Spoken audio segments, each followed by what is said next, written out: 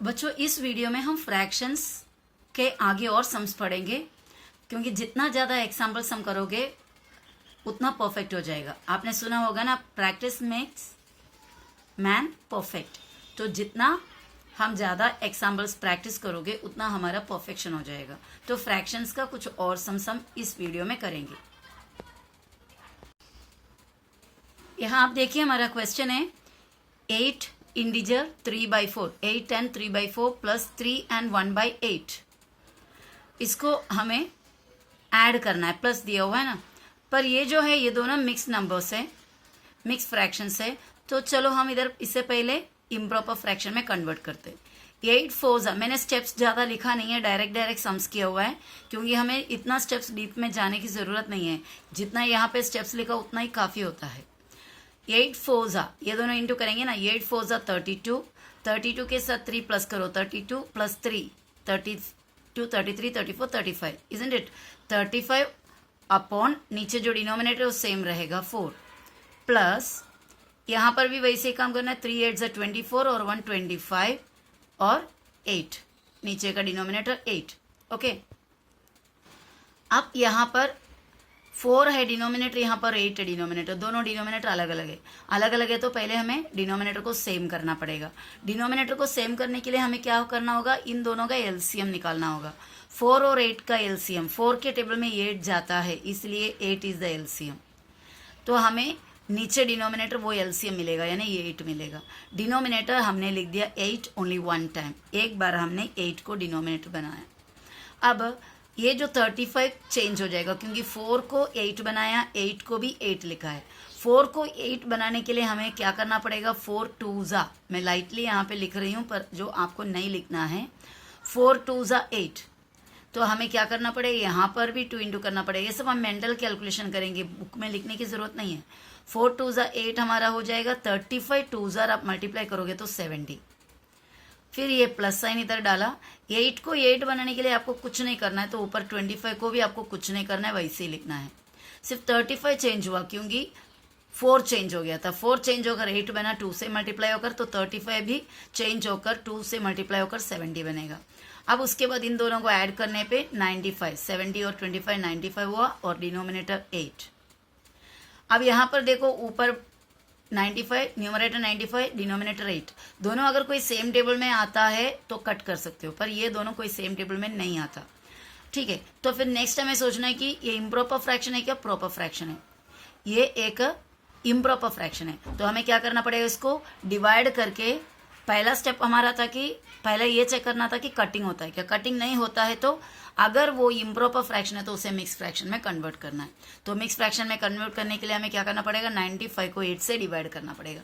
चलो आपकी जानकारी के लिए मैं 95 को यहाँ पर 8 से डिवाइड करके बताती हूँ। 95 डिवाइडेड बाई 8। ओके, 8 1 8, माइनस करने पे 1, 5 डाउन, 8 1 अगेन 8, माइनस करने पे आपको कितना मिलेगा, 15 में से 8 गया 7। तो हमारा आंसर फाइनल हो गया 11 इंटीजर। दिख रहे हो, 11 इंटीजर।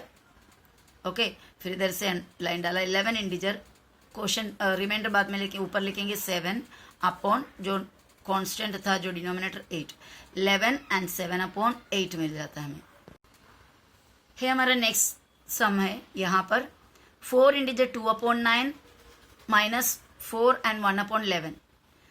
पहले से इम्प्रॉपर करना है। 4 9 36, 37 38, 38 अपॉन ये 9, माइनस साइन बीच में है माइनस। 4 11 44 और 1 45 अपॉन ये डिनोमिनेटर 11। अब इन दोनों का डिनोमिनेटर डिफरेंट है, इसलिए सेम करना पड़ेगा। एलसीएम निकालो, 9 और 11 का एलसीएम निकालो। 9 का टेबल में 11 नहीं जाता, छोटे के टेबल में बड़ा नहीं जाता, इसलिए बड़ा एलसीएम नहीं है। 11 इज नॉट द एलसीएम। ठीक है, दोनों सेम टेबल में जाता है क्या, देखो कोई सेम फैक्टर है क्या, कॉमन फैक्टर है इन दोनों को, नहीं है। 9 और 11, 9 अपने अपने टेबल में जाएंगे, मतलब 3 में जाएंगे, 9 में जाएंगे, ऐसे अलग अलग टेबल में जाएंगे। पर 11 सिर्फ 11 में जाता है, तो दोनों कोई सेम टेबल में नहीं जाता, दोनों का कोई सेम फैक्टर नहीं है। तो हम क्या करेंगे, इन दोनों को इंटू करेंगे। 9 11 99। हम अगर ऐसा कंडीशन आया, ये सेम टेबल में नहीं जाता तो हम क्या करते हैं, दोनों को मल्टीप्लाई करेंगे तो एलसीएम मिलेगा। 9 11 99। अब आपको ये एक और नई बात मैं बताऊं, अगर हमने डिनोमिनेटर को मल्टीप्लाई करके एलसीएम बनाया, ध्यान देना इस बात को, ये पॉइंट को बहुत ज़्यादा ध्यान देना, अगर डिनोमिनेटर को मल्टीप्लाई करके एलसीएम बनाया तो आगे आपका कैलकुलेशन बहुत आसान है। आपको यहाँ से इसको इंटू करना है, क्रॉस इंटू करना है। 38 इंटू 11 पहले करना है, यहाँ से ऊपर से नीचे 38 इंटू 11 करना है, वो इधर लिखो, और यहाँ से इसको 9 इंटू 45 इंटू करो, यहाँ लिखो। ज़्यादा आपको टेंशन लेने की ज़रूरत नहीं कि 9 के टेबल में कब आया 99 वगैरह वगैरह, कुछ देखने की ज़रूरत नहीं। ये कब करते हैं आप, सिर्फ और सिर्फ तब जब एलसीएम के लिए आप इन दोनों को मल्टीप्लाई किया होता है। समझ रहे हो? डिनोमिनेटर को मल्टीप्लाई करके अगर आपको एलसीएम मिल रहे हैं तो ऊपर आपको लिखने के लिए, अपॉन के ऊपर लिखने के लिए इन दोनों को इंटू करो, इन दोनों को इंटू करो, जस्ट लाइक क्रॉस मल्टीप्लिकेशन, और बीच में माइनस साइन डालो। तो 38 को 11 से इंटू करने पे आपको मिलता है 418। आप इंटू करके देख सकते हो, मल्टीप्लिकेशन आपको ऑलरेडी मैंने सिखा दिया है। माइनस 45 अपॉन 45 इंटू 9 करेंगे तो 405 मिलेगा। ओके, आपको ये कैलकुलेशन करके देखना है, और आप जब लिखोगे तो ज़रूर कैलकुलेशन साथ में करना। और हो सकता है कि मैंने मिस्टेक किया हो, इसके लिए आपको खुद से लिखना है कैलकुलेशन। 418 में से 405 को आप माइनस करके देखो, सब्ट्रैक्ट करके देखो, आपको मिलेगा 13 और नीचे 99। ये दोनों कोई सेम टेबल में नहीं जाता, कोई सेम टेबल में नहीं जाता तो कटिंग नहीं होता है। कटिंग नहीं होता तो चलो इम्प्रॉपर है तो हम इसको मिक्स में कर देते हैं, लेकिन ये इम्प्रॉपर भी नहीं है, ऊपर छोटा नीचे बड़ा है, so it's a proper fraction. तो इसको आगे और करने की ज़रूरत नहीं है। This is the final answer. Okay, चलो आगे नेक्स्ट सम करते हैं हम। 6/13 प्लस 6/13 दोनों सेम सेम सब कुछ ना, तो ये डिनोमिनेटर जो है सेम ही है तो हमें कोई टेंशन नहीं है, और ये मिक्स नंबर भी नहीं है, क्लियर है। इम्प्रॉपर फ्रैक्शन दिया हुआ है तो कुछ ज़्यादा काम नहीं है। जो डिनोमिनेटर है सेम, उसको 1 टाइम लिखा, ऊपर का न्यूमरेटर को प्लस किया, 6 प्लस 6 6 और 6 प्लस करने पे 12 और नीचे 13।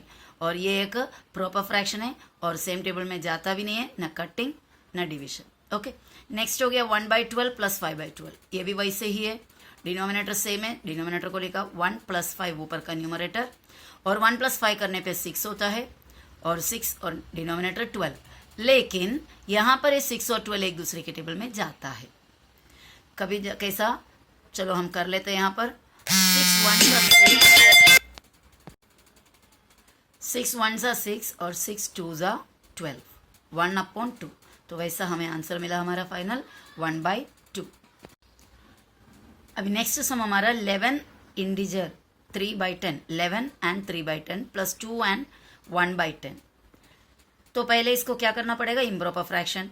11 10 110 प्लस 3 113 अपॉन नीचे का डिनोमिनेटर 10 प्लस 2 10 20 प्लस 1 21 और नीचे 10। डिनोमिनेटर सेम है तो आगे सम इजी हो गया, 10 एक बार लिख दिया और ऊपर का दोनों को प्लस करना है। 113 प्लस 21 डायरेक्ट मैंने लिख दिया यहाँ पर। 113 और 21 को प्लस करेंगे तो 134 अपॉन 10। इसका आगे में एक्चुअली ये जो आंसर लिखे रखा वो ये फिलहाल यहाँ पर रहने दो, आपको कुछ और चीज़ मैं बता रही हूँ। इसको 134 और 10 एक दूसरे के टेबल में जाता है, यानी कि 2 के टेबल में दोनों जाता है। अगर 2 के टेबल से आप काट के लिखोगे तो देखते हैं हम 2 के टेबल से काटोगे तो कैसा होता है। 134 अपॉन 10, ओके, 2 5 10, 2 6 12, 1 बचा, 2 7 14, आपको मिलेगा 67 अपॉन 5।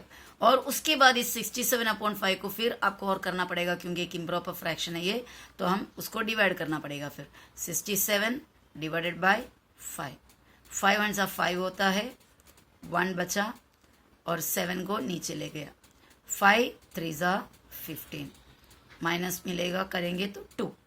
तो आंसर ये हो जाएगा एक्चुअली इसका 13 इंटीजर 2 अपॉन 5। ओके, इस तरह मिलता है 2 अपॉन 5। बट नीचे 10 है ना डिनोमिनेटर, तो ये डेसिमल फ्रैक्शन हो गया। तो आपको ये जो ये साइड में किया हुआ ये बड़ा काम और लास्ट में ये आंसर फाइंड आउट करने की ज़रूरत नहीं। 10 नीचे है तो आप इसको डायरेक्ट पॉइंट में कन्वर्ट कर सकते हो। पॉइंट के ये जैसा डेसिमल का मैंने पॉइंट का कन्वर्शन बताया था, decimal to vulgar and vulgar to decimal, आपको मैंने एक वीडियो बना के दिया था।